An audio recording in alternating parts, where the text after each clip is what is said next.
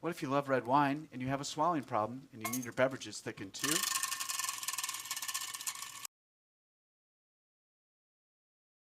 Moderately thick. Hey folks, I'm SimplyThickJohn. I love to thicken things. Love to show you how to do that.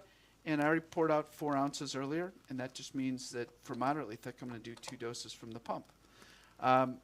While I mix this and it thickens, let me tell you a little bit of a story. The International Dysphagia Diet Standardization Initiative came to be because there were some clinicians that were very unhappy with the state of dysphagia diets around the world. And the reason they were unhappy is because every country had their own standards. And not only that, a lot of them had their own definitions.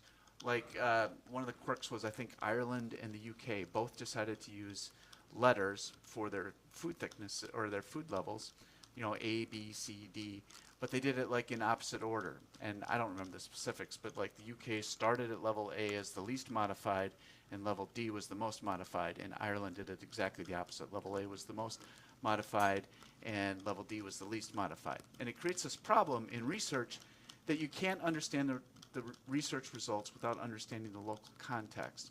So it becomes very difficult when you read about something that was, for example, a diet A, that you had to know where it was made and what that meant in that country and how that compares to what's going on in your country. So those researchers sat down, and instead of just complaining about it, they decided to do something about it.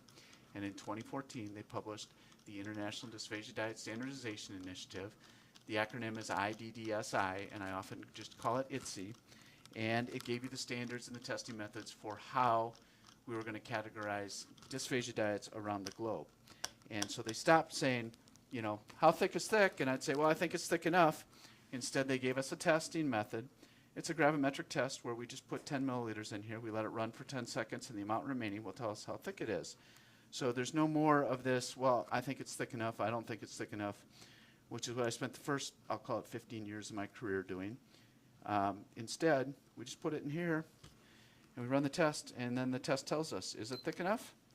It's very easy to see, because I can see this is dripping, and I know that at this speed it's not going to be below 8 milliliters before the time this timer is up. And you can see indeed this is probably 9.5 milliliters, and that's all it takes. You get your moderately thick red wine. It's ready to serve to somebody who loves the red wine and they're on a moderately thick diet. So folks, please like and follow for more great content just like this. Do all the things so we get the engagement so that we can keep making these videos.